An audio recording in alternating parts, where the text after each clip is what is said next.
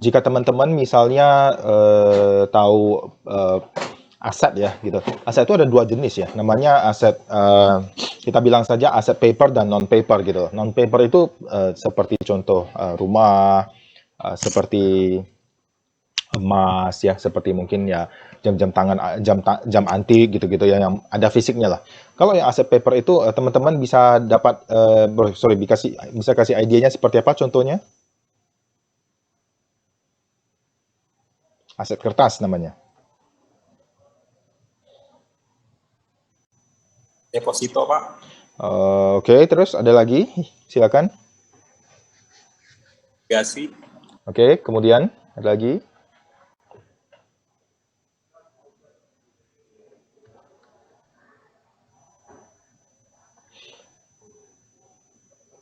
Oke, baik.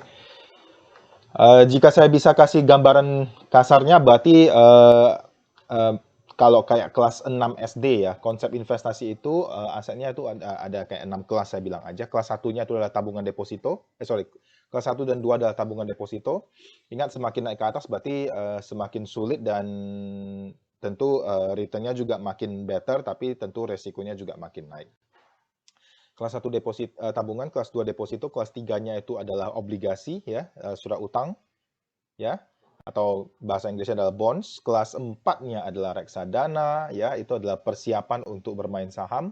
Baru nanti kelas 5 adalah invest di saham langsung, dan kelas 6-nya adalah yang berbentuk derivatif.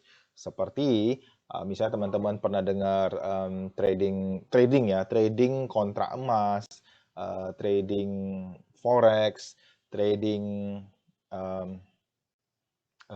kemarin ada binomo ya yang heboh ya. Nah, atau misalnya trading indeks Hang Seng, Nikkei. Nah, itu semua ada di kelas 6 ya.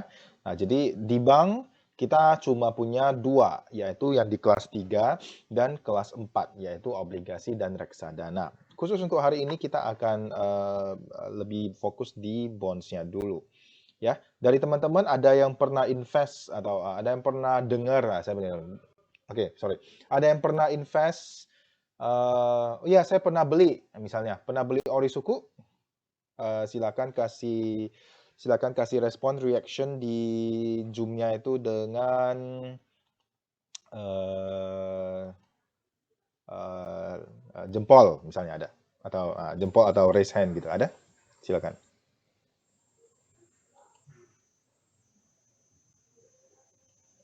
Tidak ada. Oke. Ada yang pernah beli reksadana? Coba.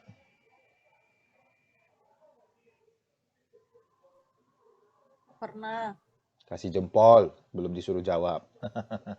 Biar nampak di layar. Ayo, main. Gunakan jempolnya. Mana tuh? Oke, satu. Siap. Oke, baik. Ada yang pernah main saham? Kasih love.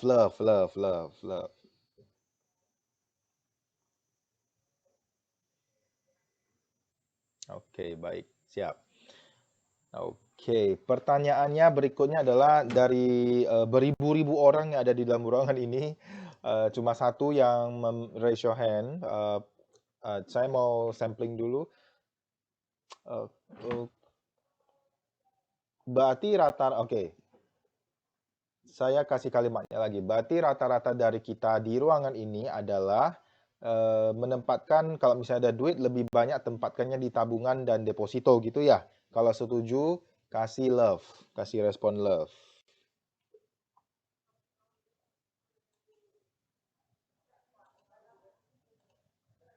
Yes. Oke, setuju. Oke, siap. Berarti lebih banyak. Oke, baik. Baru kita lanjut ke pertanyaan berikutnya. Mengapa tidak tertarik untuk menempatkannya di misalnya instrumen seperti tadi, bonds, reksadana atau saham? Nah, ini silakan bersuara.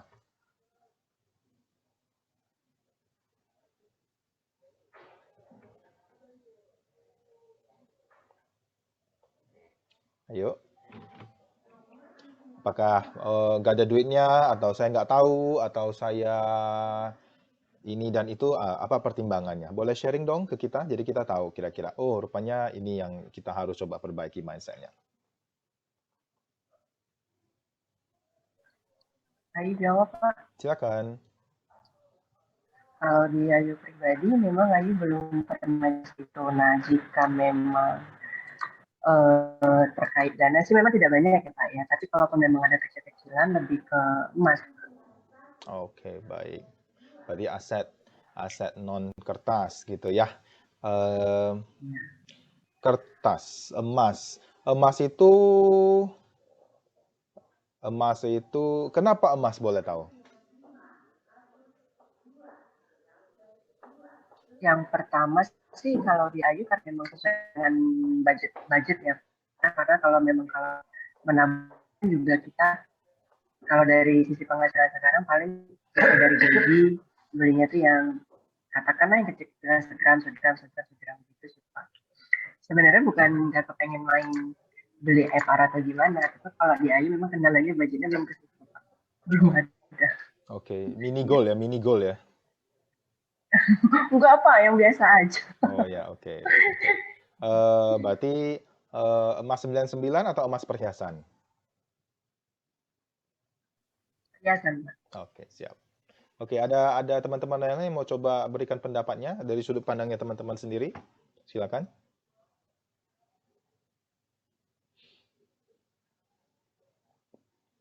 Why you do not invest di bonds, reksadana atau saham?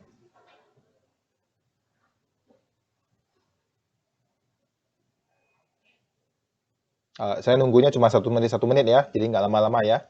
Kalau lu ikut busnya, ayo let's go. Kalau nggak ikut, berarti busnya ninggalin pertanyaannya. Why you do not invest di bonds, reksadana atau saham?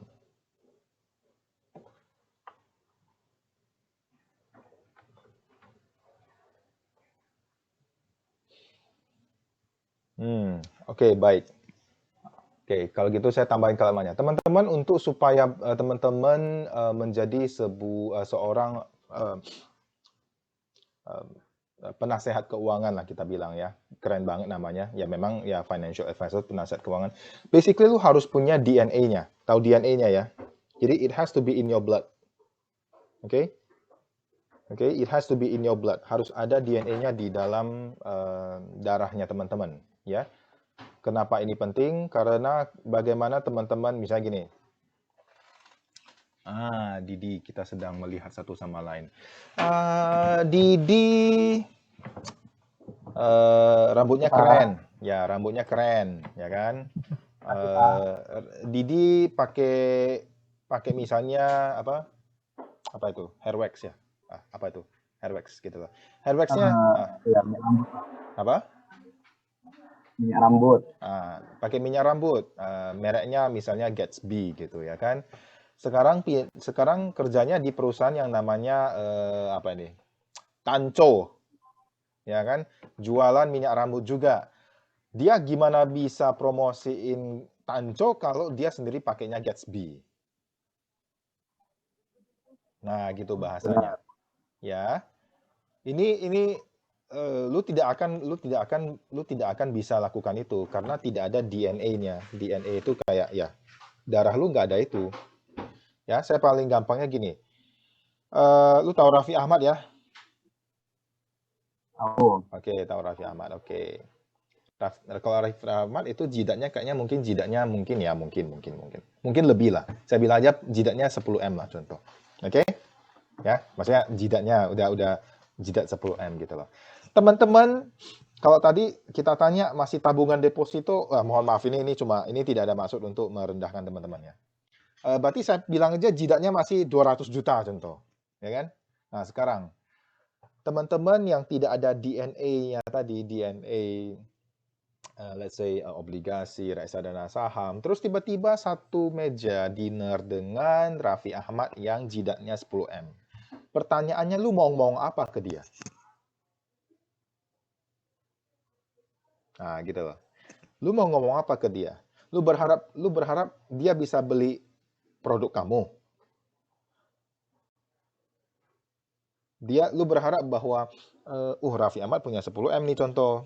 Nah, oke lah, Raffi Ahmad punya 100M contoh. Terus lu berharap dengan jidatmu yang 200 juta itu, contoh mohon maaf ya, mohon maaf. Lu berharap si Raffi Ahmad mau ngapain dengan dirimu? DNA-nya nggak ada di sana. Nah gitu. Pak Raffi, saya dari Maybank. Saya ada jualan produk tabungan deposito, worry free, arisan. Do you think yang 100M ini akan tertarik dengan dirimu gitu? Padahal kamu sudah ada kesempatan untuk duduk bersama Raffi Ahmad. Belum tentu, Pak. Nah, jadi saya percaya kan sukses itu kan adalah kesempatan bertemu kesiapan. Coba ulangi ya. Sukses adalah kesempatan bertemu kesiapan. Sukses adalah Bertemu. Sukses adalah Kesempatan bertemu kesiapan. Yes. Bertemu kesiapan. Yes. Kesempatannya sudah ada loh. Kamu sudah duduk bersama Raffi Ahmad. Oke, pertanyaannya, ada kesiapan nggak untuk menangkap peluang itu? Nggak ada. Kenapa? Ya karena DNA-nya nggak ada di sana. Nah inilah. Jadi ini prelude ya. Ini pembukaannya dulu gitu loh. Jadi tidak akan terjadi itu kalau teman-teman ya sukses itu nggak akan terjadi kalau kesempatannya tidak bertemu dibarengi dengan kesiapan. Ya, oke. Nah jadi lu kalau tetap dengan model yang sama, ya basically saya mungkin bisa memperkirakan waktumu di bank itu ya paling lambat 2 tahun lagi selesai. Why? Karena kalau kamu bertemu nasabah-nasabah yang di cabang, ya pasti nasabah kaya lah saya bilang aja gitu ya kan. Ya kan? Nah, deposito nggak butuh lagi, karena deposito sekarang bisa buka online. Ya? Ada yang pernah tahu Sebang? Sibang ya? Apa bahasa kalian itu? Sibang ya? Nah, saya abang, Sibang. Ada tahu? Sibang, Pak. Sibang. Saya tanya Sibang itu online atau offline? Online. Online, Pak. Better, rate-nya better dari rate-nya Sibang better daripada Maybank? Better, Pak. Nah, ya sudah, ngapain lagi gue beli dari dirimu? Gue juga nggak perlu dirimu lagi. Dan itu juga ada di jidatnya si Raffi Ahmad. Gue punya 100-an, gue taruh aja di Sibang. Ngapain taruh tempat lo? Nah, ya udah. Selesai, walaupun kita duduk bareng, dinner with Raffi Ahmad, basically lu nggak akan dapat bisnisnya. Nah, udah oke ya, itu prelude-nya. Jadi basically you need to change gitu loh. You need to change atau lu harus punya DNA-nya, DNA investasi di dalam dirimu. Oke, nah jadi kita masuk dulu kalau kelas tadi kelas 1, kelas 2 itu kan tabungan deposito. Kelas 3 nah kita masuk ke bonds ya. Jadi mungkin ini kita ada yang baru kenalan, oke, ada yang udah tahu ya berarti di repeat, oke. Nah, ini saya sharekan dulu. Oke, sudah muncul layarnya? Sudah, Pak. Sudah, Pak. Sudah, Pak. Sudah, Oke. Pak. Nah, ini yang tadi kita cerita. Jadi instrumen investasi itu ada dua ya, ada financial dan financial, non dan financial. Non berarti yang tadi aset non fisik ya. Aset non keuangan, aset fisik lah kita bilang ya. Tadi ada emas, ada rumah, ya, ada apa lagi? Jam-jam antik, perangko dan lain-lain. Nah, financial itu ada dua jenis. Ada yang kita bisa langsung direct memilih dan satu yang indirect. Indirect itu kita tidak bisa memilih. Nah, kalau yang direct ya tadi ada yang tabungan deposito, kita langsung pilih kan, oh saya mau deposito di Cbank, saya mau deposito di Maybank gitu loh. Nah, ada juga saya bisa memilih langsung, saya memilih membeli obligasi ini, membeli obligasi itu. Atau saya mau memilih membeli saham A, saham B. Nah, tapi kalau misalnya yang tidak langsung, ya itu berarti kita pemodal yang punya otak yang mengolah itu adalah si manajer investasi ya. Itu namanya mutual fund atau reksadana. Nah, di obligasi itu ada dua jenis ya. Apa teman-teman coba di layarnya supaya saya tahu teman-teman juga membaca hal yang sama. Obligasi itu ada dua jenis dari sisi penerbitnya. Siapa aja? Obligasi pemerintah, obligasi Pemerintah korporasi. dan korporasi, Pak. Oke, yang korporasi kita nggak jual ya, jadi kita hanya jualan yang punya pemerintah, yaitu ada dua jenis juga, yaitu mata uang rupiah dan US dollar. Kalau yang rupiah berarti ya ini contoh-contohnya ada ORI, ya kayak sekarang lagi ada ORI 22, kemudian ada SR suku, ada SBR, FR, ya, dan untuk yang dolarnya ada Indon dan Indois, ya. Oh, saya lupa mencantumkan, ada PBS juga, Project Based Sukuk. Jadi ini adalah mainannya untuk yang cabang syariah ya, PBS. Oke, ini adalah tentang teorinya saja. Jadi kenapa dibilang obligasi itu adalah salah satu instrumen yang risk free? Ya, risk free itu artinya gagal bayarnya itu resikonya kecil karena dia dijamin oleh penerbit surat utangnya. Ya, dalam hal ini penerbit surat utang adalah pemerintah, dan penerbitan surat utang itu juga dijamin oleh undang-undang dan dicadangkan via APBN setiap tahunnya. Nah, jadi itulah membuat obligasi itu menjadi salah satu instrumen investasi yang namanya risk free, ya. Oke, resikonya kecil. Ya, nggak bilang zero risk ya, tapi ada resiko tapi agak risk free lah. Kenapa? Karena kalau dipegang sampai jatuh tempo ya kembalinya pokok gitu loh, bahasanya kayak gitu. Kecuali pemerintahnya atau negaranya kolaps ya. Ada nggak negara-negara yang kolaps? Sejauh ini kayaknya jarang ya negara kolaps ya. Negara krisis ada, negara kolaps jarang. Kalaupun negara krisis banyak sih. Kalau dulu tahun 2010, 2011 lu akan lihat itu ada Yunani gitu ya kan. Nah, itu lagi krisis, tapi nggak kolaps. Dia cuma surat utangnya mungkin agak lebih lambat dibayar. Ada mungkin minta perpanjangan waktu gitulah ya. Nah, oke. Nah, kalau yang sekarang si Bangladesh lagi krisisnya gitu loh. Jadi dia sedang minta perpanjangan restrukturisasi, pinjam dana sana sini tapi dia tidak kolaps gitu loh. Nah, Indonesia bagaimana? Ya, sejauh ini masih aman-aman saja ya. Oke, dan kalau teman-teman ada yang sudah berkarir di bank beberapa tahun kenal dengan saya, basically ya ORI tetap jatuh tempo bayar, terbit baru, ORI baru, suku baru, jatuh tempo bayar, terbit baru lagi lah gitu-gitu. Ya. Nah, oke, kalau saya boleh kasih gambarannya gini, biasanya kalau saya punya 200 juta, ini kalau saya salah tolong dikasih tahu ya. Kalau saya punya 200 juta, biasanya orang zaman dulu itu akan taruh di deposito 100 juta dan 100 juta split ke emas, kira-kira begitu. Setuju atau setuju?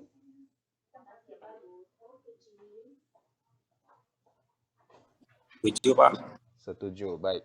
Nah, kalau misalnya saya letakkan 100 juta di deposito, berarti ya kita bilang aja 100 juta dia dapat 3% sekarang. Terus emasnya ya ikut harga market, naik turun. Nah, siapa yang kasih pendapatan bulanan ke saya? Deposito atau emas? Deposito, Pak. Oke. Siapa yang bisa kasih harga naik turun ke saya? Capital gain maksudnya maksudnya cuan dari kalau saya jual dapat untung gitu. Deposito atau emas?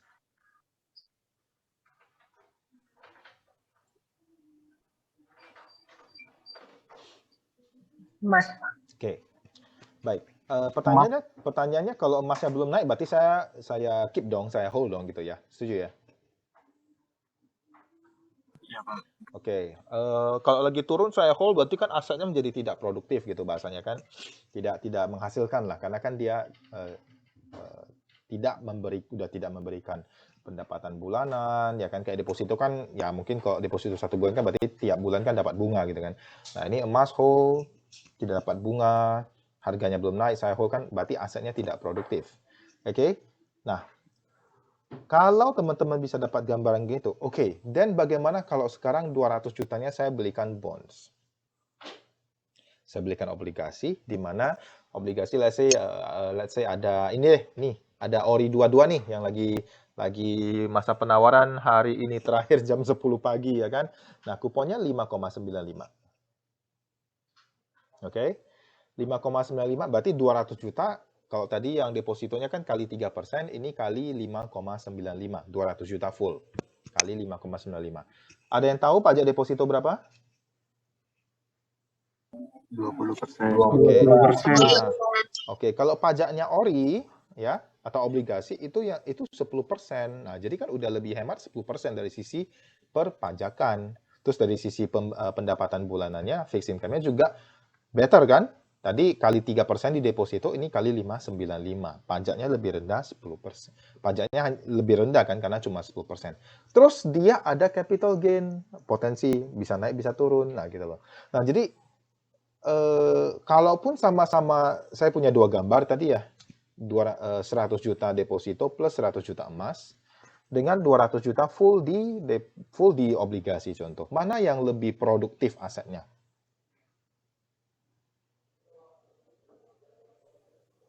Di obligasi ya Pak, Oke. Kenapa? karena dia bunganya pertama fix tidak naik turun, kalau emas itu fluktuasi naik turun. Oke. Nah, setuju. Nah, jadi dari sana kita bisa lihat secara pendapatan bunganya tentu karena 200 jutanya langsung dikalikan full, bukan tadi kan saya masih split ya, cepek deposito, cepeknya di emas, ini 200 juta di obligasi. Dan dia juga mempunyai karakteristik ada harga naik turun, ada harga marketnya, kayak emas gitu, ada harga marketnya. Jadi kan tidak usah ribet-ribet split dua tempat, ya satu tempat aja dapat dua manfaat. Ya fix kuponnya tetap sampai jatuh tempo, ya nggak naik turun, tetap ya. Pajak lebih kecil, kemudian ada harga marketnya. Gitu ya. Terus pajak, oke. Terus nominalnya juga terjangkau. Kalau tadi misalnya Ayu bilangnya, aduh mohon maaf, duit saya nggak banyak. Oke, fine, nggak apa-apa. Obligasi terjangkau. Mulai kalau yang kayak Ori ya, dia mulai dari 1 juta. Gitu loh. Kalau misalnya ngomongnya lagi, aduh 1 juta nggak dapat banyak lah. Ya itu kan karena 1 juta. Kalau 500 juta pasti dapatnya lebih banyak. Tapi nanti ngomongnya beda lagi. Aduh 500 juta mana saya punya? Ya jangan gitulah. Waktu duit banyak katanya nggak punya. Duit kecil katanya nggak cuan. Lu maunya apa sih gitu loh. Ya kan? Nah gitu. Oke, jadi saya kasih gambaran beli bonds itu kayak ruko juga sama sih. Kalau misalnya kita bilang properti atau rumah gitu ya kan. Dan beli ruko itu kan sama, dia juga ada memberikan harga market. Kalau gua jual, mudah-mudahan harga rumahnya gua jual, harganya naik, gua dapat cuan. Yes. Tapi rumah-rumah biasa kan dibeli hanya untuk beli dan jual, ya. Dia bagaimana kalau dia mau memberikan pendapatan bulanannya, ya dia harus disewain atau dijadikan anak kos atau misalnya dijadikan kayak Indomaret gitu supaya dia bisa dapat regular income. Kalau dia tidak, ya berarti dia kayak emas kan, beli hanya nunggu naik baru jual gitu loh. Nah, tapi kalau kita konsepkan sebenarnya, ya bond sama obligasi itu kalau sama rumah ya sama. Ya. Nah, oke, saya mau undang satu orang untuk bacain aja dulu. Oke, coba Nani, coba bacain yang di layar Nan. Ya kok, Yuk, bacain. beli bonds atau obligasi itu contoh, misal 1M. Seperti apa sih bayangannya? Itu seperti beli ruko 1M, kemudian di dalamnya ada anak ngekos yang memberikan pendapatan sewa secara berkala bulanan atau 6 bulanan. Sambil nunggu harga propertinya naik, misalnya sama dengan nikmati pendapatan sewanya. Sewa. Oh, pendapatan sewanya. Oke, thank you Nani. Realitanya, Ya, oke, thank you. udah kok. Nah, jadi sama kan? Jadi kalau lu letakin 1M di ruko, ya lu harus wajib ditaruh anak kos atau Indomaret supaya dia bisa kasih pendapatan bulanan kan. Kalau nunggu harganya naik ya itu sama kayak lu beli emas. Nah, itu bagaimana? Nah, tapi sekarang kalau misalnya beli properti ada problemnya nggak? Gampang nggak cairnya? Susah Pak. Susah. Nunggu waktu lama? Ya nunggu waktu lama, itu pun kalau misalnya harganya naik dari modal di awal dulu. Oke. Even harganya turun pun cairnya juga nggak bisa langsung kan? Ya benar, butuh proses Pak. Ada AJB segala macam, itu lama prosesnya. 2 bulanan maksudnya. Nah, oke. Kabar baiknya kalau di obligasi itu cuma butuh 2 hari untuk beli dan cair.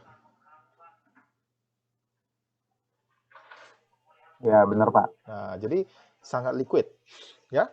Sama-sama punya nilai market, bisa naik bisa turun. sama-sama bisa memberikan, kalau memang rumahnya ada anak kos atau Indomaret ya, berarti di obligasinya ada pendapatan bulanan, sama kan?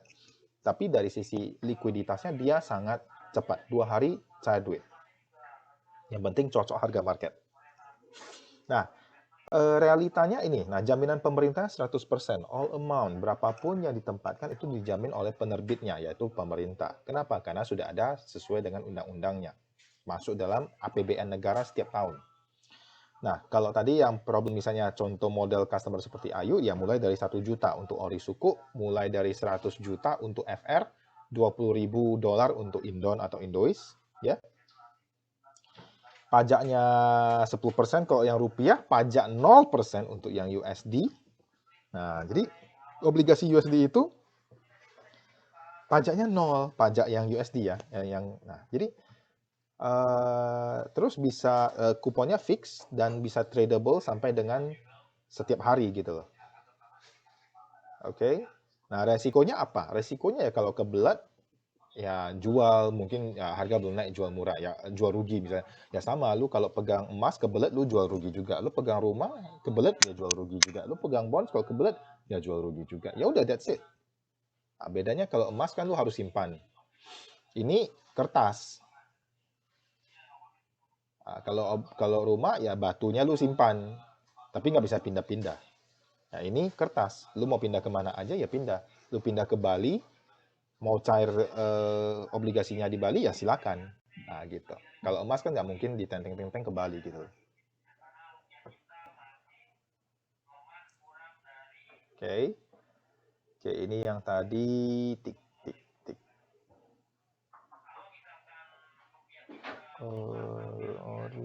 Ori ini kayaknya Oke. Ya, jadi ada 4 faktor yang teman-teman nanti perlu ketahui dalam investasi di sebuah obligasi, yaitu kupon. Kuponnya berapa? Kupon itu adalah bahasanya adalah bunga. Kalau deposito namanya bunga, kalau obligasi namanya Kupon. kupon. Terus jatuh temponya kapan, harganya berapa, dan yield-nya berapa gitu loh. Ya. Nah, contoh sebagai bayangan, nah lihat.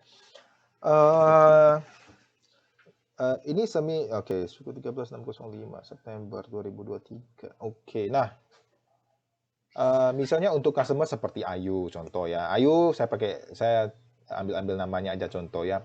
Nah, ada suku 13, dia memberikan kupon 605 loh. Mulai dari berapa tadi? Hori suku bisa dibeli mulai dari berapa? 1 juta, Pak. 1 juta. Bisa dapat 605 loh, jatuh temponya 1 tahun lagi. Daripada 1 juta letak di tabungan, nggak dapat apa-apa. Karena 0%. Nah, gitu. Ada juga misalnya suku 14, SR14. Dia memberikan 5,47. Jatuh temponya 2 tahun lagi. Bisa beli mulai dari 1 juta. Nah, jadi kita hanya berusaha untuk meletakkan duitnya di tempat yang semestinya supaya dia bisa berkembang. Contoh, ya lu letakkan biji bunga mawar lah, benih bunga mawar. Tapi lu letakinnya di padang pasir, bisa berbunga nggak? Enggak, Pak. Nah, Ya, nggak. Pak. Atau lu letakkan misalnya biji bunga mawar, tapi di tanah yang tidak disiram banyak air. Misalnya tanah sih, tapi kurang air gitu. Bisa berbunga dengan bagus nggak? Ya, bisa, Pak. Kurang, nah gitu loh, kurang. Nah, jadi hanya meletakkan benihnya, benih bunga mawar di tempat yang memang seharusnya, yaitu apa? Dia butuh tanah yang misalnya banyak pupuk, subur, diairin, kena matahari. Nah, gitu kira-kira bahasanya. Nah, jadi kalau saya ngomongin aja 1 juta aja diletakkan di tabungan, ya basically dia nggak akan berkembang dengan maksimal. Nah, gitu. Nah, jadi nanti muncul lagi kalimat, tapi nanti saya mau pakai. Ya, tolong dipisahkan. Uang sayur ya uang sayur. Uang invest ya uang invest. Jangan semua uang sayur jangan semua uang sayur itu dianggap, jangan semua investasi itu selalu mau dianggap uang sayur gitu loh. Contoh, saya yakin tadi Raffi Ahmad jidatnya 100M. Emang 100M itu selalu dia harus jadikan uang sayur setiap hari gitu loh. Maksudnya, saya pasti hari ini mau belanjain 100M, makanya saya nggak bisa deposito. Ya enggak kan. sehebat-hebatnya lu punya 100M, satu hari 50 juta lu habisin cukup lah ya. 50 juta dari 100M. Nah, sisanya mau ngapain? Ya lu pasti letakin di tempat-tempat yang bisa memberikan pengembangan lebih baik. Nah, bahasanya seperti itu, ya.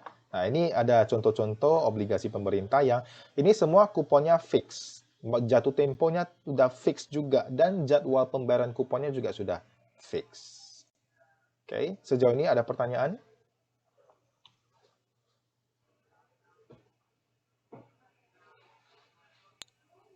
Andi mau tanya, Silakan.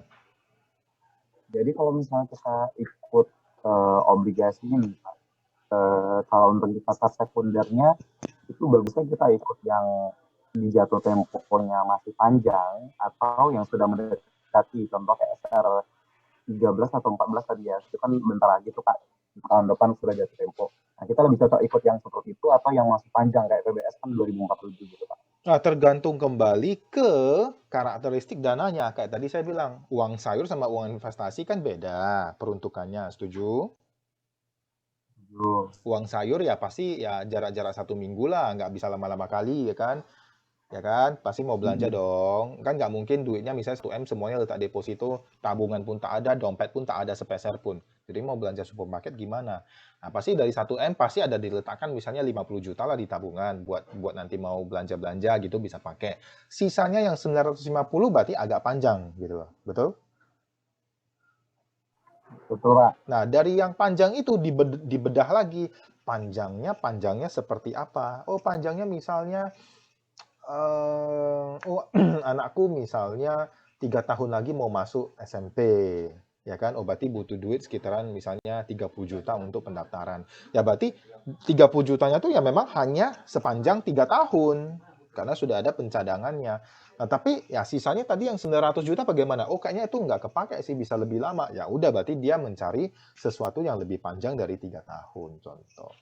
Nah, jadi kalau pertanyaannya, kalau saya beli itu yang pendek atau yang panjang? Ya relatif, duit lu seberapa lama.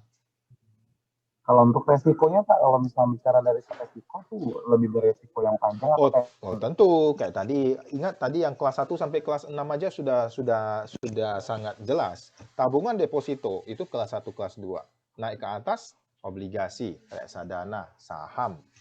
Baru produk-produk derivatif, trading emas, trading trading indeks, binomo dan lain-lain. Jadi semakin naik ke atas berarti atau semakin panjang horizonnya berarti kita berharap returnnya juga bisa lebih better, tapi tentu ada kawannya. Return dan resiko itu searah. Saya mau yang return tinggi, resiko rendah. Nggak ada kepalamu itu. Aduh, aku juga mau. Jangan lupakan saya ya. Ya, return tinggi, resiko rendah. Nggak ada. Itu hanya nanti jadinya ya bodong. Ya, oke. Semua yang bodong-bodong itu selalu dimulai dengan return tinggi, resiko rendah. Oke. Yang enak-enak itu, nah yang enak-enak itu tidak ada yang bahasa gini, Bu, kamu makan enak pasti tidak misalnya, kamu sering-sering makan enak deh, makan enak misalnya kan, terus ceritanya kamu pasti sehat, makan enak dan sehat, kayaknya nggak ada tuh Pak. Coba makan goreng-gorengan, ya kan, makan ayam goreng, semuanya yang goreng-goreng lah, Pak, Bapak aja makan yang goreng, Bapak makan aja yang goreng-goreng, pasti tubuhnya sehat, ya kagak ada. Enak dan sehat, nggak pernah searah. Ya, sama seperti return tinggi, resiko kecil, nggak pernah. Ya, return and risk, return dan resikonya selalu searah, gitu. Nah, jadi lihat kembali, kalau pendek ya berarti returnnya kecil, resiko kecil. Kalau dia mau agak panjang, berarti returnnya bisa lebih tinggi, resikonya juga lebih tinggi. Itu saja. Baik Pak. Siap. Makasih Pak. Thank you. Nah, oke, ini sebagai bayangan langsung kalau misalnya saya letak deposito dan saya letak FR, kita ambil contoh 1 FR89. Untuk yang syariah bukan berarti kita nggak ada PBS ya, tapi ya teman-teman dulu sudah tahu, ini cuma pencontohannya saja. Jadi langsung lihat aja yang di sebelah kiri itu depositonya 2M, deposito 3%, pajak atas berarti dapat bunganya 60 juta setahun, dipotong pajak 20%, Ya, sehingga netnya per tahun adalah 48 juta. Atau kalau kita sebulankan berarti 4 juta. Nah, di sebelah kanan langsung FL89 dengan kupon 6,875 setahunnya 23 juta. Netnya per bulan 10 juta. Jauh. Wah, bagus dong, enak dong. Yes, tapi ingat kembali tadi ini adalah agak panjang dan kuponnya tinggi 6,8, terus dia jatuh tempo 2051, sekiranya 29 tahun.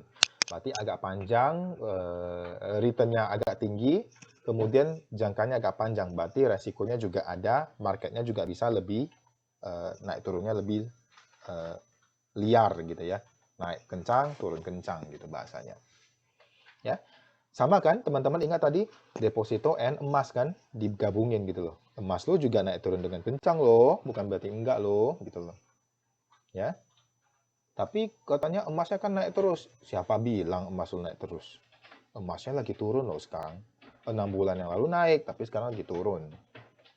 Tapi emas aman loh, kata emak gua. Ya itu karena emak lu dulu nggak pernah tahu obligasi, makanya belinya emas. Tapi emakku selalu bilang emas tuh selalu naik. Iya, kalau jangka panjang juga. Tapi emakku selalu belinya emas. Iya, dia simpan di bawah bantal. Nanti kalau rumahnya terbakar ya hilang juga.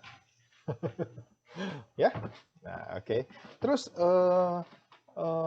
apa lagi?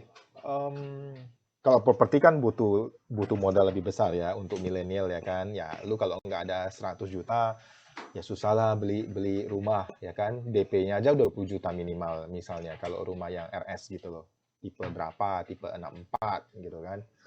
Nah, ya udah saya beli emas aja perhiasan 1 juta bisa. Ya udah kalau daripada 1 juta ya udah beliin obligasi.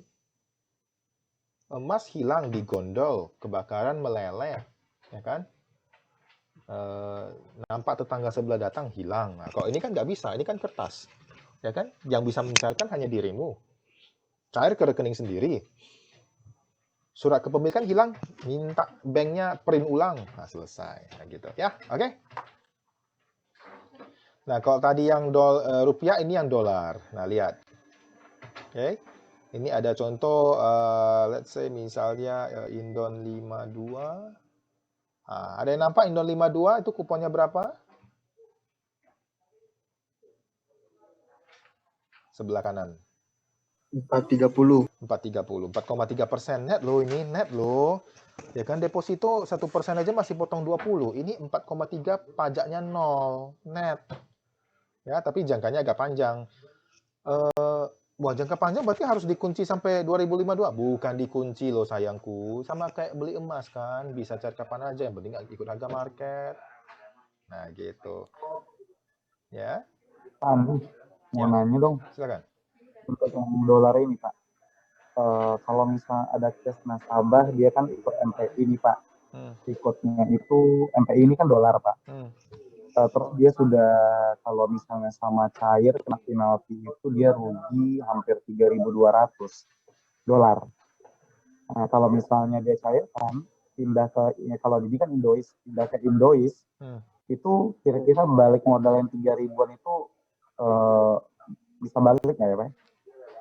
Ya, Saya kalau mau menggunakan balik. kupon ya bisa aja. Kuponnya kan pasti-pasti. Menggunakan kupon. Tapi kan ada harga market lagi kan? Iya. Sama aja, contoh misalnya dia tadi lu bilang dia rugi 3.200 dolar, ya saya taruh aja di deposito. Bisa nggak deposito 1%? Bisa aja kembali modal. Bisa menggunakan bunga dari deposito. Cuma ya berapa lama, itu aja intinya. Ya, oke Pak. Ada follow up nasabah itu sih Pak. Nah itu. Ya, feel-nya dapat ya? Ya oke siap Pak. Oke, siap. Nah, jadi bayangannya, nah, oke. Jadi kalau tadi deposito versus yang rupiah, ini deposito yang versus obligasi dolar. Nah, teman-teman sama dengan 100.000 dan 100.000, misalnya dibeliin deposito 1%. Berarti lu setahunnya dapat 1.000 potong 20% pajak ya, berarti netnya 800 dolar. Nah, kalau misalnya di Indo 51 ya 100.000 dapat 3.550 net. Wah, gila. Bedanya sampai 5 kali lipat. 4,5 kali lipat lah. Oke? Nah, gitu bahasanya. Resikonya apa? Ya resikonya lu terima kuponnya setiap 6 bulan kalau yang Indon ini misalnya kan. Kemudian ya resikonya harga market. Itu aja. Kalau misalnya lu nggak mau lihat harga market, ya berarti ya udah tiap 6 bulan terimanya 3550, 3550, 3550, sorry, per tahunnya ya 3550, 3550 gitu loh. Udah selesai. Nah, kayak tadi kan katanya rugi 3.200 ya. Mungkin kalau misalnya penempatan awalnya 100.000 ya berarti setahun ya kembali 3.200 ya karena kan dia dapat kupon 3.550. Tapi kalau pokok awalnya 100.000. Kalau misalnya pokok awalnya cuma 20.000 ya berarti mungkin butuh 5 tahun untuk mendapatkan 3.200 contoh. Pokoknya 10.000 sih, Pak. Nah, berarti ya lebih panjang lagi. Nah, tapi mungkin bisa dibantu dari sisi capital gain, kenaikan harga market kalau ketika naik gitu. Lebih cepat kan. Kalau deposito ya nggak ada kenaikan harga market, ya lu tok ya dari bunganya aja kan. Ya, Pak. Gitu. Oke, jadi ini tadi menyinggung mengenai prinsipal. Prinsipal itu ya pokok. Kupon itu kayak di deposito namanya bunga, ya kan? Oke. Accrued interest ini adalah bunga berjalan atau kupon berjalan yang perlu dibayarkan oleh pembeli waktu dia beli. Dibayarkan dulu nanti baru dikembalikan waktu dapat kupon 6 bulannya atau pas waktu dia jual nanti akan ada si pembeli lainnya yang reimburse ke dia.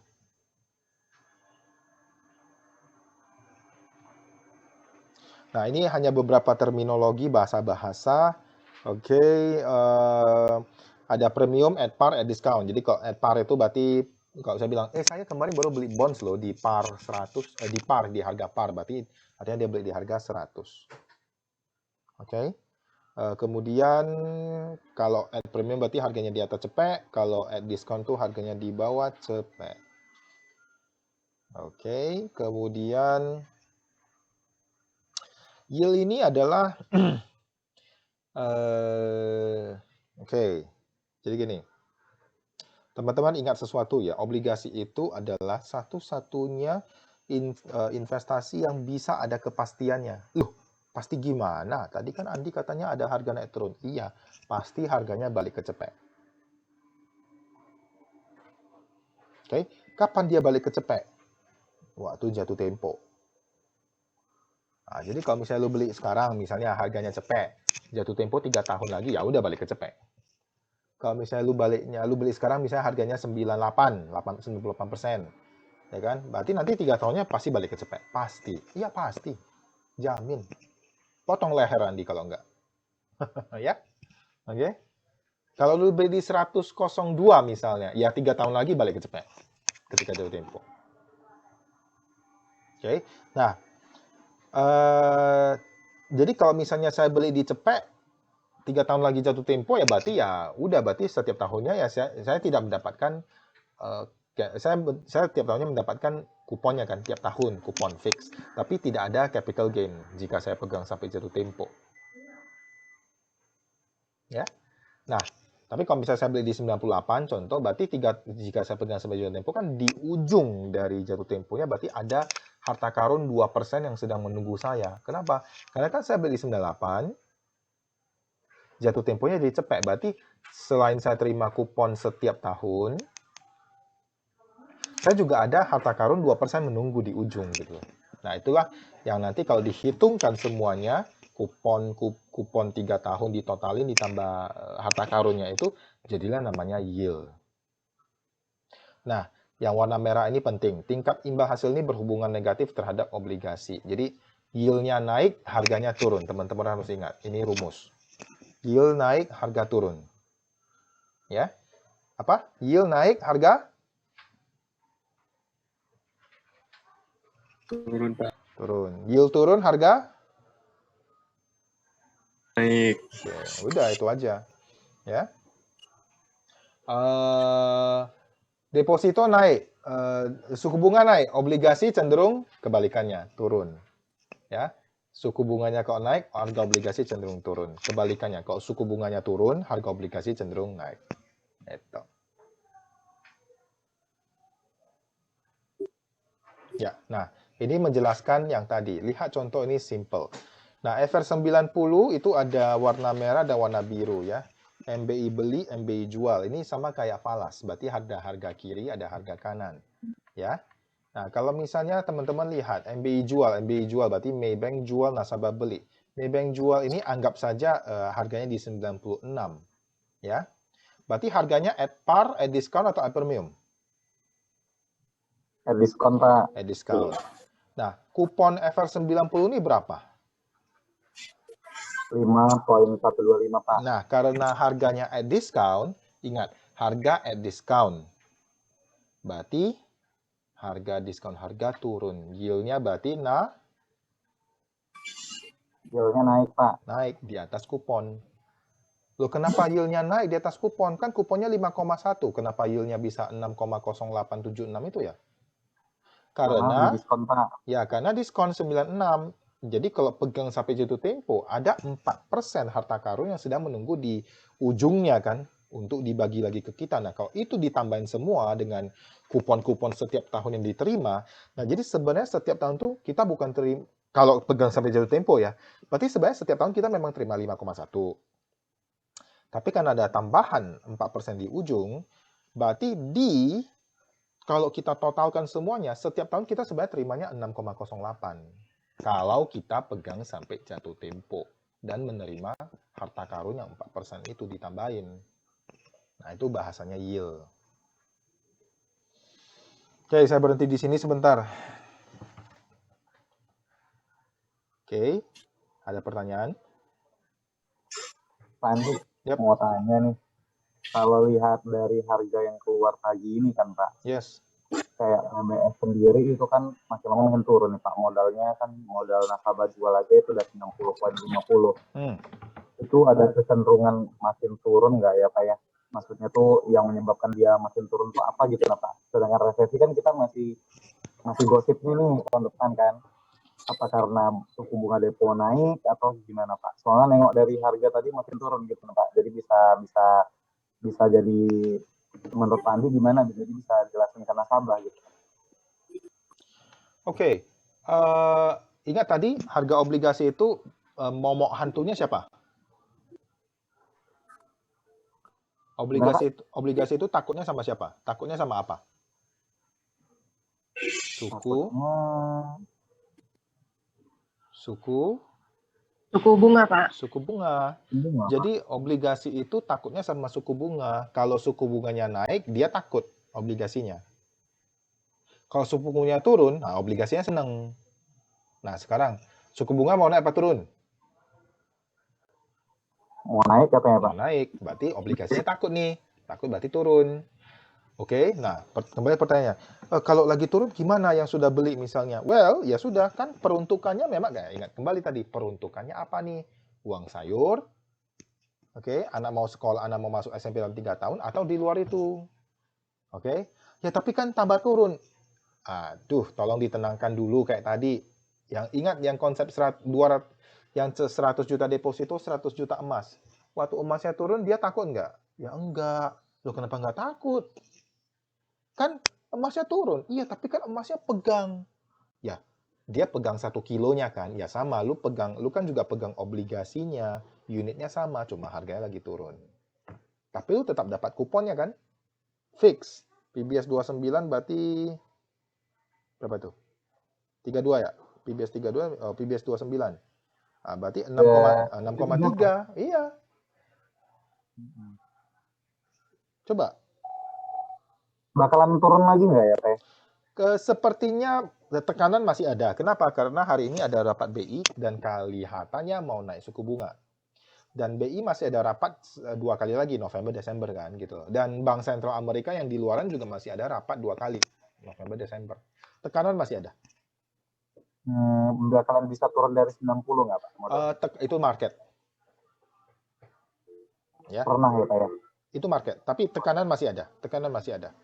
Nah, jadi tekanan ini bisa dilihat dari 2 sisi, ya. Satu adalah bagi orang yang sudah beli, dia menjadi kayak takut. Aduh, nanti harga turun. Dan tolong kembalikan ke kitoknya. Kitoknya apa? Bapak tadi beli 100 juta deposito, 3%. Bapak beli 100 juta emas. Emasnya turun, Bapak ngapain? Ya udah saya pegang. Bapak happy? Nggak happy sih, tapi saya bisa tidur. Walaupun 100 jutanya nggak produktif beli emas. Ya nggak apa-apa lah. Nah sekarang gabungin. 200 juta produktif nggak? Produktif. Kenapa? Kali 6% kan, 6,375. Tapi harganya lagi turun. Ya sama kan, emas Bapak juga lagi turun. Tidak produktif. Cuma yang ini produktif karena 200 jutanya kali 6,3. Kapan naik? Ya berarti sama pertanyaannya. Emasnya kapan naik? Sama kan? Bisa tambah turun. Ya emasnya apakah juga bisa tambah turun? Yes, emas juga bisa tambah turun. Tapi produktivitas dari duit 200 juta ini untuk menghasilkan bunganya ya lebih maksimal. Nah, baru orang yang kedua, wah ini sama konsepnya kayak gini. Waktu COVID harga rumah turun. Ada orang beli nggak? Coba. Waktu COVID harga rumah turun. Ada orang yang beli rumah waktu COVID? Ada, Pak. Kenapa? Karena harganya turun, Pak. Lagi diskon istilahnya. Ya, ruko 1M mungkin dia bisa jual, mungkin orangnya BU, butuh uang, dia jual 800 juta. Beli nggak? Ya dibelinya lah, Pak. Beli. Lumayan, untung 200. Nah, hemat 200 juta gitu loh. Padahal valuasinya 1M. Pertanyaannya, setelah dia beli 800 juta, apakah masih bisa turun? Masih bisa, Pak. Masih bisa. Tapi dia sudah tahu, ya ini 1M loh, ada diskon 20%. Harga marketnya 1M, tapi saya bisa dapat 800 juta, kan berarti lumayan. Nggak usah jauh-jauh jual sampai 1,2M, jual aja sesuai harga market 1M. Dapat gua 200 juta. Nah, sama. Jadi ada golongan jenis orang yang kedua seperti ini, yang mengincar-ngincar harga lagi diskon, at discount.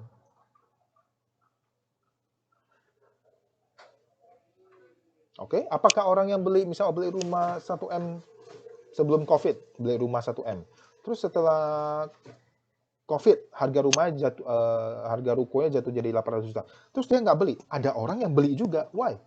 Karena saya tahu, kayak tadi, valuasinya 1M, marketnya 1M, ini cuma 800 juta bisa ditebus. Saya tebus. Jadi ada orang seperti itu. Kebetulan, mohon maaf, jidat lu 200 juta, jadi mikirnya orang susah.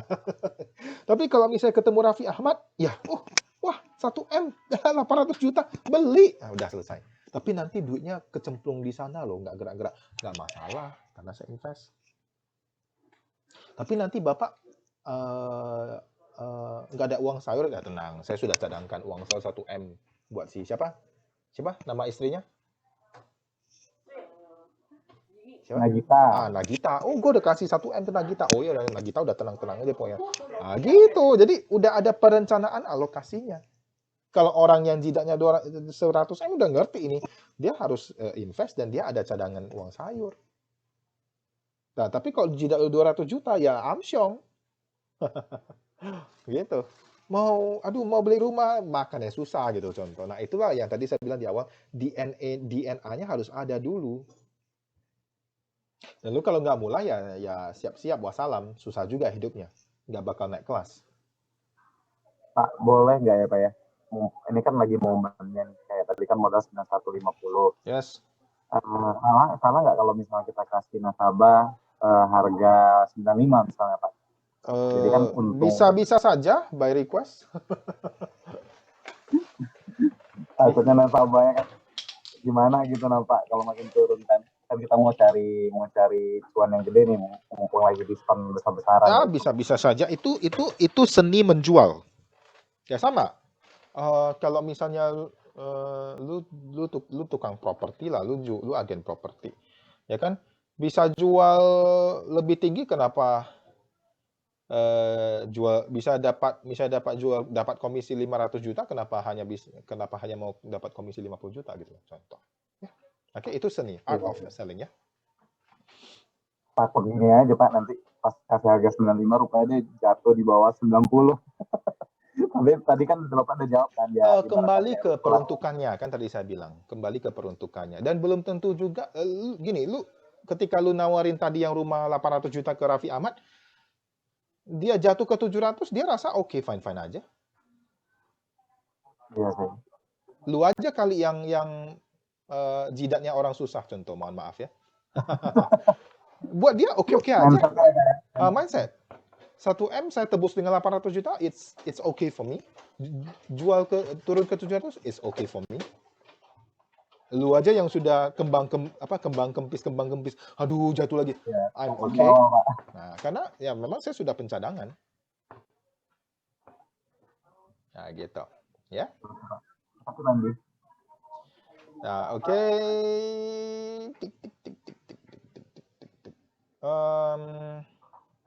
Oke, waktunya tidak banyak karena ini sudah mulai masuk. Nah, sebentar. WhatsApp dulu ya, lagi ngajar. WhatsApp dulu ya, lagi ngajar. WhatsApp dulu, lagi ngajar. Thank you. Oh, oke. Thank you. Nah, oke, di layar ini memberikan gambaran seberapa volatile atau seberapa lebar gerak pasarnya. Ini contoh FR76 ya. Dari 2017 ke 2021 lah, let's say 4 tahun ya. Jatuh temponya 2048, berarti sekitaran berapa tahun ini? 2048 kurang 2022, 26 tahun. Nah, tingginya sempat 104. Bawahnya 80. Wih, jauh juga ya. Bisa 20% tinggi dan rendahnya. Iya. Wah, ngeri dong. Well, lu kalau lihat dari tinggi, kalau yang lihat dari bawah, wah, dari 80 bisa ke 100, 20% juga. Nah, jadi bedanya antara lu sama Raffi Ahmad adalah lu lihatnya dari 104 ke 80. Raffi Ahmad melihatnya, wah ini dari 80 bisa ke 100 nih. Wah, lumayan juga nih. Nah, gitu loh. Ya. Jadi hanya tentang mindset dan pencadangan dana. Oke? Jadi jangan, wah saya takut yang lebar-lebar kayak gitu. Ya sudah, berarti basically ya, berarti mungkin you are not ready aja untuk return yang lebih tinggi. Berarti lu mencari return yang lebih rendah dulu. Resikonya juga lebih rendah. Ingat ya, return dan resiko mereka kawan. Satu arah. Gitu. Oke? Ya. Nah, selesai untuk bonds hari ini. Selesai bahannya untuk bonds sekarang. Pertanyaan, silakan.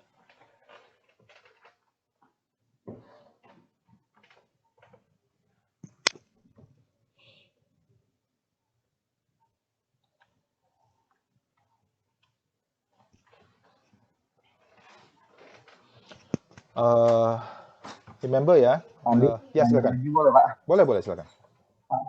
Ada nasabah yang begini, Pak. Waktu ditawarin dia bolak-balik ngomong ke kantor pajak gitu, Pak. Dan juga ada satu case yang kemarin 500 juta itu, yang atas nama Joko Supriyanto Cio itu, akhirnya dia kena denda, Pak, 40 juta. Oke. Karena waktu orang pajak datang, ternyata duit yang 500 juta masuk obligasi itu tidak ada di pelaporan. Yes. Dia akhirnya kena denda di 40, Pak. Itu gimana ya, Pak ya? Nomor satu kita nggak ngurusin pajak orang. Oke, kita marketplace, remember. Ya. Nomor dua, ketika dia membeli produk, kita juga nggak tahu seberapa kotornya dia, mengerti ya? Tanda kutip, seberapa kotor ya. Oke. Nomor tiga, sebenarnya dengan kondisi sekarang, zamannya makin canggih, pelaporan pajak itu juga semakin transparan. Ya. Mungkin saja bapaknya kotor banget. Kotor ya, tanda kutip. SPT-nya itu mungkin gini. SPT-nya tuh orang kaya tapi duitnya orang kaya. Tapi SPT-nya tukang abang becak, tahu ya? Ngerti? Ya, direndahin untuk laporannya kayak. Ya, misalnya gini lah. Dia dapat 10M setahun. Tapi bayar pajaknya cuma 100.000 setahun. Dapat 10M setahun, bayar pajaknya setahun cuma 100.000. Saya pikir pajaknya Didi lebih besar dari dia, kan gitu. Ya, benar, Pak. Nah, jadi secara duit dia punya 10M, tapi secara perpajakan dia tidak bisa beli apa-apa. Karena pajak melihat, lu lapornya cuma 100.000. Gimana bisa beli mobil Avanza ya? 100.000 kan pajaknya kecil. Pajak kecil kan berarti ya pendapatan lu juga kecil. Gimana bisa lu beli Avanza? Walaupun dia secara duitnya punya. Nah, jadi ketika dia tiba-tiba beli Avanza, ya langsung itu apa? Ya mungkin PPATK lah, ya kan, Pusat Pelaporan Analisa Transaksi Keuangannya, alarmnya bunyi titik. Nih orang nggak ada transaksi apa-apa, duitnya cuma ya 50 juta setahun, kok bisa beli Avanza gitu loh. Nah gitu bahasanya. Jadi kalau kembali ke case-nya tadi, dia kena bayar pajak, ya adalah tugas kita juga untuk menghimbau sekarang. Pak, pajak itu sangat transparan sekarang. Makanya kita sama Singapura itu ya ada ini kan pertukaran data sekarang, ya. Oke? Lu mau lari ke Singapura, Singapura kasih data lu ke kita ke Indonesia. Gitu loh. Jadi agak transparan sih, dan sekarang NPWP KTP juga sudah jadi NPWP. Oke? Jadi ya lu bisa lari tapi nggak bisa sembunyi lah.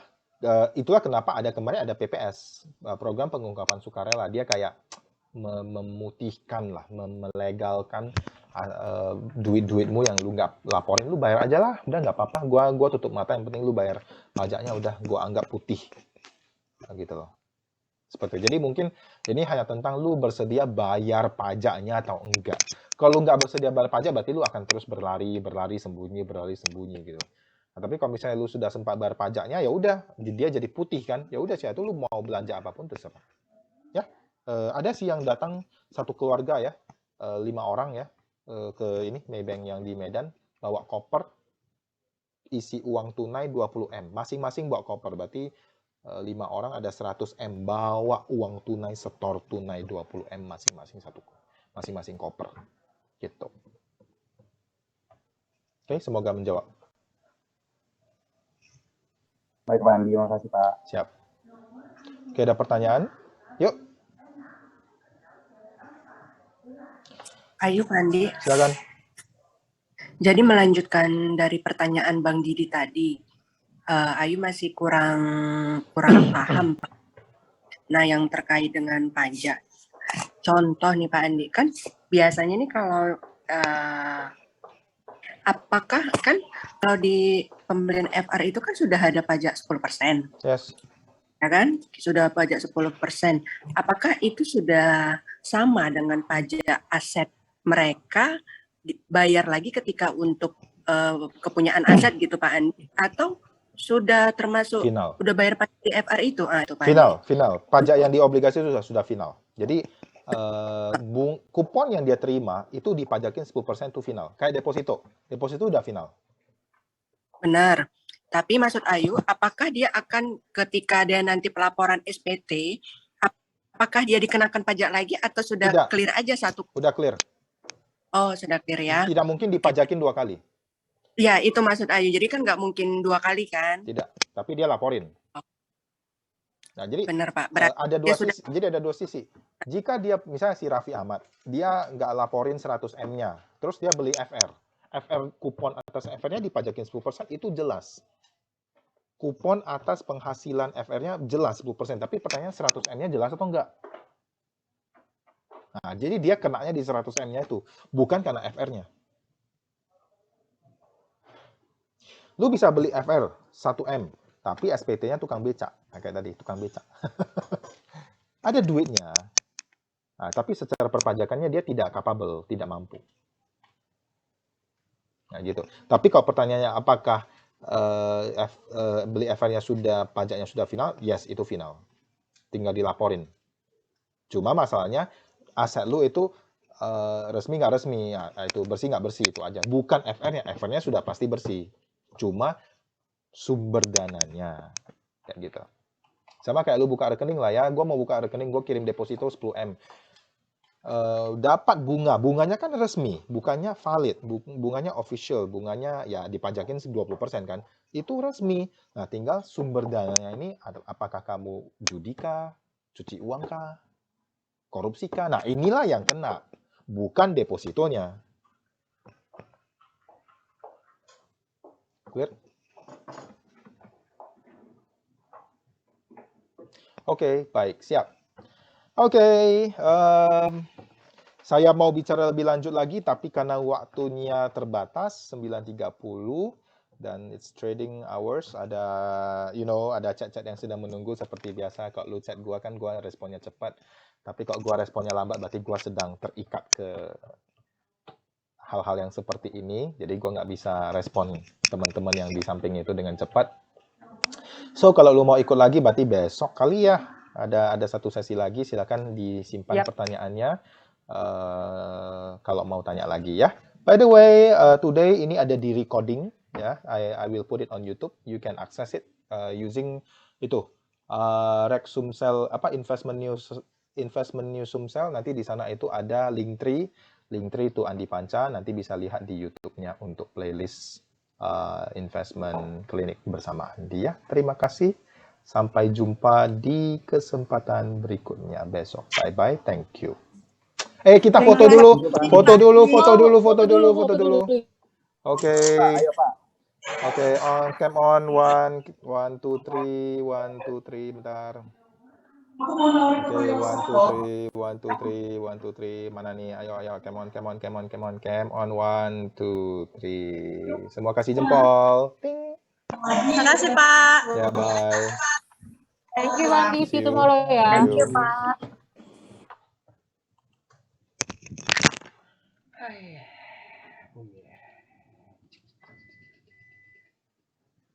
Tell me, just check.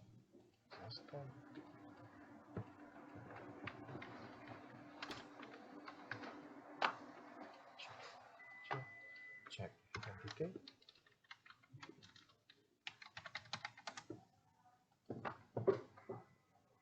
Yang sudah WA ditunggu sebentar. Oke.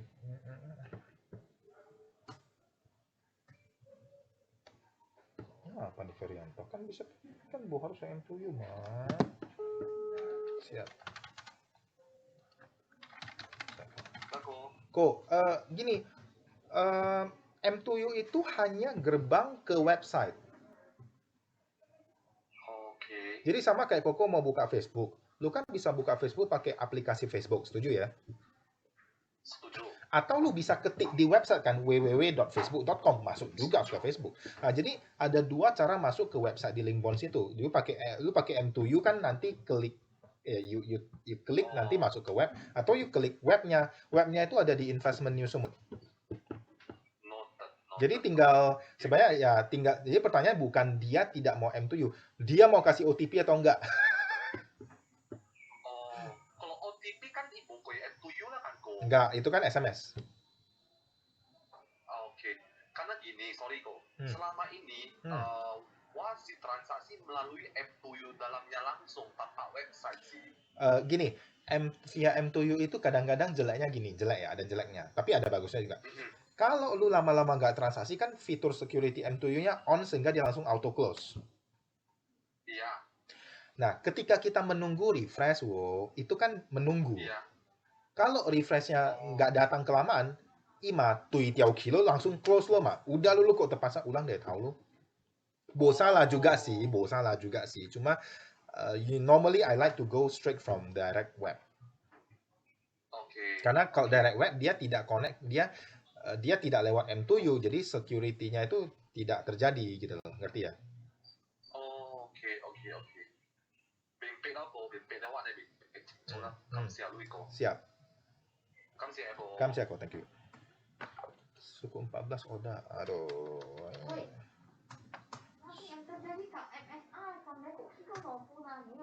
MSI no puna.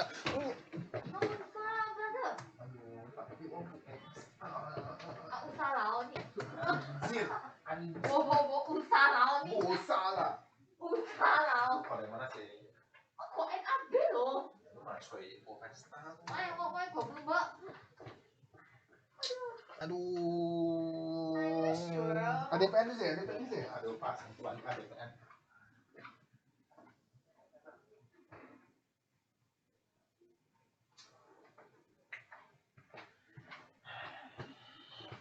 Oke, let's talk. Bos, suku 14 udah. Sampai konsumer.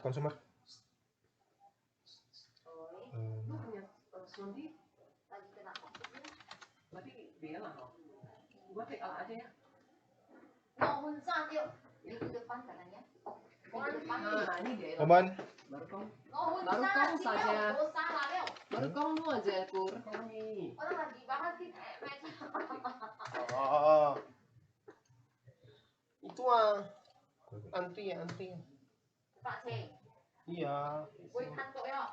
Wah, kiểu đi datang di Cimeng semua bikin ekor ini asap luar semua. Makanya memang bisa ya. Yang penting Indon kanan. Masalahnya Indo beda-beda. Belum ah, order kok ya. Siang. Bapak Panca. Saya mau kok. Ketik lagi. Yuk.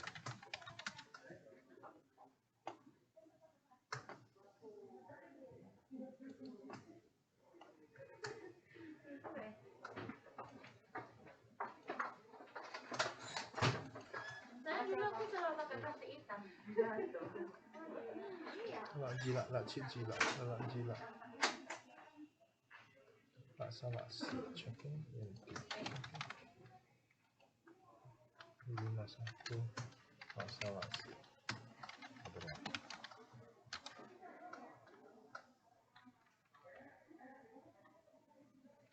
51 input.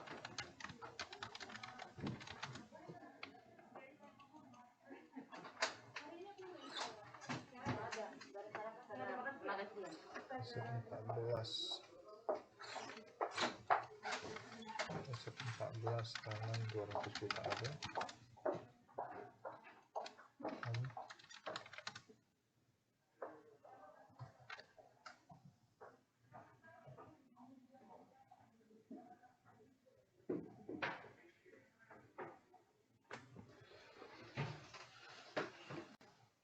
Kalau dari 10 hari yang lalu sih portfolio reksadana itu sekarang turun 3% kemarin. Mau dipindah ini sih ini memang laki kan.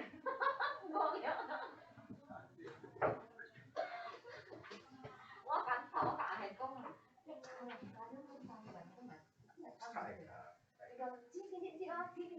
Oke, ada profit. Tapi kalau yang extra yang ujung-ujungnya energi yang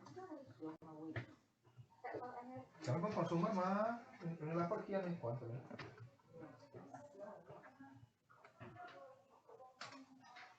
ini yang Jobi itu BRFS Kak, MDKA. Ania.